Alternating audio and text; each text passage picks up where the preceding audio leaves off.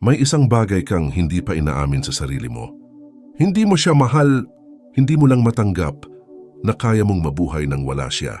At alam mo kung bakit masakit dahil sa bawat araw na pinipilit mong kumapit, unti-unti mong pinapatunayan na mas mahalaga siya kaysa sa sarili mo. Huminto ka sandali. Tanungin mo ang sarili mo ngayon, kung umalis siya ngayong gabi, sino ka bukas? Tahimik ka na naman, no? Pero bago tayo magpatuloy, kung isa ka sa mga taong tahimik lang na lumalaban, yung hindi nagsasalita pero gabi-gabi gising ang isip, yung pilit nagpapakatatag kahit wasak sa loob, welcome ka dito. Dito hindi tayo nagmamakaawa, hindi tayo naghahabol, hindi tayo nagpapakaawa para piliin. Dito tinuturuan natin ang sarili nating tumayo, kahit walang pumapalakpak. Dito hindi emosyon ang boss, kundi prinsipyo. Number 1, the real problem. Kasi ang totoo na, hindi ka natatakot na mawala siya. Natatakot ka na baka wala kang makita sa sarili mo kapag wala na siya. At doon nagsisimula ang lahat. Yung katahimikan pagkatapos niyang mawala, yun ang iniiwasan mo. Kasi sa katahimikan na yon wala ng distraction, wala ng chat, wala ng kumusta ka, wala ng dahilan para hindi mo harapin ang sarili mo. At doon mo maririnig ang mga tanong na matagal mo nang tinatakasan. Sino ako kapag walang nagmamahal sa akin? May halaga pa ba ako kung wala siyang validation? Bakit parang kulang ako kapag wala siya? At imbes na sagutin yan, pinipili mong kumapit kahit masakit, kahit malinaw na hindi ka pinipili. Sabi nga ni Nietzsche, he who has a why to live can bear almost anyhow.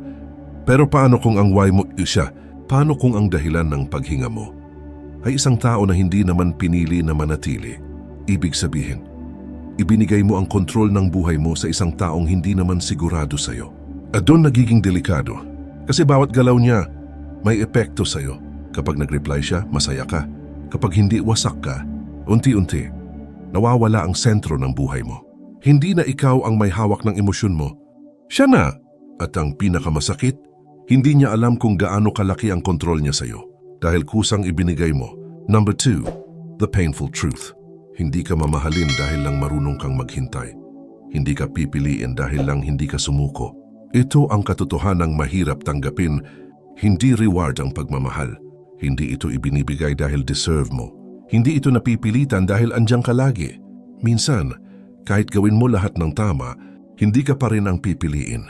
At hindi dahil may kulang sa'yo, kundi dahil hindi ikaw ang gusto niya.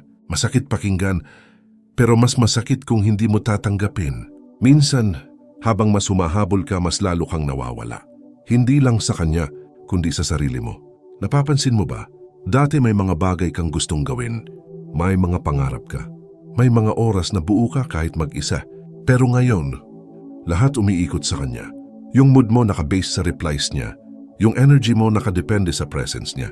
Yung worth mo, nakaangkla sa kung paano kanya tratuhin. At doon ka unti-unting nauubos. Isipin mo ito. Parang may hawak kang buhangin sa kamay. Habang mas hinihigpitan mo ang kapit, mas mabilis itong nawawala. Pero ito ang hindi mo napapansin. Hindi lang yung buhangin ang nawawala, pati yung kamay mo, napapagod, nasusugatan, nauubos. Ganon din siya, habang mas pinipilit mong manatili siya. Ikaw ang unang nawawala, at ang pinakamalupit, kahit maubos ka, walang kasiguraduhan na pipiliin ka pa rin niya. Kaya minsan, ang pinakamahirap tanggapin ay ito, hindi lahat ng minamahal mo para sa'yo. At hindi lahat ng pinaglaban mo, dapat mong ipagpatuloy. Dahil may mga laban na habang tumatagal, lalo ka lang natatalo. Hindi dahil mahina ka, kundi dahil mali yung laban na pinili mong ipaglaban. Number 3, illusion of attachment. Si Plato ay may ideya tungkol sa attachment na ang mga bagay na pinapaniwalaan nating nagbibigay sa atin ng kaligayahan ay kadalasang ilusyon lang, parang anino sa dingding. Sa kanyang Allegory of the Cave, may mga taong buong buhay nilang pinapanood ang mga anino at akala nila iyon na ang realidad. Ganun ka rin. Akala mo siya ang sagot. Akala mo kapag nakuha mo siya, magiging buo ka na. Pero hindi mo napapansin, hindi siya ang tunay mong hinahabol. Hinahabol mo yung pakiramdam na enough ka. Yung pakiramdam na may taong pipili sa'yo. Yung pakiramdam na hindi ka nag-iisa. At dahil hindi mo iyon mahanap sa loob mo, hinahanap mo siya sa ibang tao. Kaya kahit malinaw na hindi kanya pinipili, kumakapit ka pa rin. Hindi dahil mahal mo siya, kundi dahil natatakot kang harapin ang sarili mong kulang. Masakit yun, pero totoo. Dahil kung siya talaga ang dahilan ng kaligayahan mo, dapat noon pa nung masaya kayo, hindi ka na natatakot mawala siya, pero natakot ka pa rin na, di ba? Ibig sabihin, kahit nandyan siya, may kulang pa rin. At iyon ang katotohanan na mahirap tanggapin, hindi siya ang nawawala. Ikaw ang nawawala sa sarili mo. Number 4, the turning point. Kapag dumating ka sa punto na kaya mo nang mabuhay nang wala siya, doon kanya unang makikita. Hindi yung ikaw na naghahabol, hindi yung ikaw na laging naghihintay, hindi yung ikaw na handang ibigay ang lahat, kahit wala nang natitira, kundi yung ikaw na buo kahit wala siya. At doon siya malilito kasi bigla kang naging tahimik. Wala nang good morning, wala nang random check-ins, wala nang nandito lang ako. At sa unang pagkakataon, hindi ka na predictable. At alam mo kung anong nangyayari kapag tumahimik ka, doon nagsisimula ang ingay sa isip niya. Dahil dati, ikaw ang nagbibigay ng validation sa kanya. Ikaw ang laging nandiyan. Ikaw ang siguradong hindi mawawala. Pero ngayon, wala ka na sa parehong lugar at doon siya mapapaisip, bakit parang okay lang siya kahit wala ako? Bakit parang hindi na niya ako kailangan? Bakit parang mas buo siya ngayon? At doon nagbabago ang dynamics. Hindi dahil may ginawa kang espesyal, kundi dahil tumigil ka. Tumigil kang habulin siya. Tumigil kang ibigay ang sarili mo ng walang kapalit. Tumigil kang gawing sentro ng mundo mo, ang isang taong hindi naman umiikot sa'yo. At sa pagtigil na yon, doon ka nagsimulang bumalik sa sarili mo. Pero ito ang pinaka-importanting twist. Hindi ito tungkol sa kung mapapansin ka niya ulit. Ito ay tungkol sa kung mapapansin mo na ulit ang sarili mo. Dahil sa unang pagkakataon, hindi mo na siya kailangan para maramdaman na buo ka. At doon nagsisimula ang tunay na kapangyarihan. Hindi sa pagkuha sa kanya pabalik, kundi sa kakayahang hindi na siya kailanganin para maging masaya. Number 5, human psychology. Si Machiavelli once implied, ang mga tao, mas pinapahalagahan ang bagay na hindi nila madaling makuha. Hindi dahil mas mahalaga talaga ito, kundi dahil mas mahirap itong maabot. Ganito gumagana ang isip ng tao. Kapag palagi kang nandyan, nagiging normal ka. Kapag palagi kang available, nagiging option ka. Kapag palagi kang nagbibigay, nawawala ang halaga ng binibigay mo. Hindi dahil wala kang value, kundi dahil nasanay sila na hindi ka mawawala. At ang nakakalungkot, minsan, ikaw mismo ang nagturo sa kanila kung paano ka tratuhin. Tinuruan mo silang okay lang na hindi ka piliin. Tinuruan mo silang okay lang na hindi ka pahalagahan. Dahil kahit anong gawin nila, nandyan ka pa rin. Pero sa sandaling tumigil ka, sa sandaling hindi ka na madaling maabot, doon nagbabago ang lahat. Hindi dahil nag-iba ka ng halaga, kundi dahil ngayon lang nila napansin kung ano ang nawawala. May isang psychological concept na tinatawag na scarcity. Kung ano ang bihira, mas nagiging mahalaga. Kung ano ang nawawala, mas hinahanap. At sa unang pagkakataon, ikaw na yun. Hindi ka na yung laging present. Hindi ka na yung madaling lapitan. Hindi ka na yung taong siguradong nandyan kahit anong mangyari. Pero tandaan mo, kung ginagawa mo lang ito para habulin ka niya, hindi pa rin iyon kalayaan. Iyon ay ibang anyo lang ng pagkapit. Ang tunay na detachment, hindi taktika. Hindi ito strategy para makuha siya ulit. Ito ay desisyon. Desisyon na ibalik ang respeto sa sarili mo. Desisyon na hindi ka napapayag na maging option sa buhay ng iba. At kapag ginawa mo yon ng totoo, mararamdaman nila, hindi sa salita, hindi sa post, kundi sa pagkawala ng access sa'yo. At minsan, yun ang pinakamalakas na mensahe na kaya mong ibigay. Number 6, the story. May isang lalaki, buong buhay niyang hinabol ang isang babae. Ginawa niya ang lahat. Nag-adjust siya. Nagbago siya. Tinanggap niya kahit yung mga bagay na alam niyang hindi na tama. Sa bawat pagkakataon na lalayo ang babae, mas lalo siyang lalapit. Sa bawat malamig na sagot, mas lalo siyang magiging mainit. Akala niya, iyon ang pagmamahal, na kung ipapakita niya lang kung gaano siya ka-consistent, darating ang araw na pipiliin din siya. Pero hindi dumating ang araw na yon. Sa halip, dumating ang araw na napagod siya. Hindi biglaan. Unti-unti, parang kandilang nauubos ang ilaw, hanggang sa wala na. At sa unang pagkakataon, tumigil siya. Hindi siya nagpaalam. Hindi siya nagdrama, hindi siya nag-explain. Tahimik lang siyang nawala. At sa katahimikan na yon, doon niya unang narinig ang sarili niya. Yung mga pangarap na matagal niyang iniwan. Yung mga bagay na gusto niyang gawin pero hindi niya nagawa dahil inuuna niya ang iba. Unti-unti, binalikan niya ang sarili niya. Nagsimula siya ulit, hindi para patunayan ang sarili niya sa babae, kundi para buuin ang sarili niyang matagal niyang pinabayaan.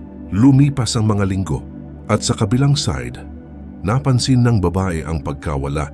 Sa umpisa, wala lang. Sanay siya na nandyan lang yung lalaki. Sanay siya na kahit anong gawin niya, hindi siya mawawala. Pero ngayon, tahimik na. Wala nang nag-check kung okay siya. Wala nang nag-a-adjust para sa kanya. Wala nang siguradong nandyan. At doon nagsimula ang tanong, bakit parang wala na siya? Bakit parang hindi na siya bumabalik? At bakit parang hinahanap ko na siya ngayon? Pero huli na. Dahil ang lalaking iniwan niya, hindi na yung parehong taong babalik. Dahil sa unang pagkakataon, pinili na niyang hindi iwan ang sarili niya. At minsan, iyon ang pinakamalaking pagbabago, hindi yung bumalik ka sa kanila, kundi yung hindi ka na bumalik sa dating ikaw. Number 7, the shift. Lumipas ang mga linggo, sa umpisa tahimik lang ang lahat.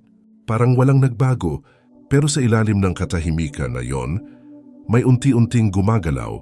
Sa side mo, nasanay ka na hindi siya kausap, nasanay ka na hindi siya iniisip bawat minuto, nasanay ka na wala siya at hindi ka na nasisira. At sa bawat araw na lumilipas, may maliit na bahagi sa'yo na bumabalik. Yung dating ikaw. Yung ikaw na hindi dependent. Yung ikaw na may sariling mundo. Yung ikaw na hindi kailangang may isang tao para maramdaman na buo ka. At habang nangyayari yun sa'yo, sa kabilang side, may ibang klaseng proseso ang nangyayari. Hindi agad regret. Hindi agad realization. Kundi curiosity. Bakit hindi na siya nagme-message? Bakit parang wala na siyang pake? Bakit parang ang dali niyang nakamove on? At doon nagsisimula ang discomfort. Kasi sanay siya sa isang version mo, yung version na laging nandyan. Yung version na madaling balikan.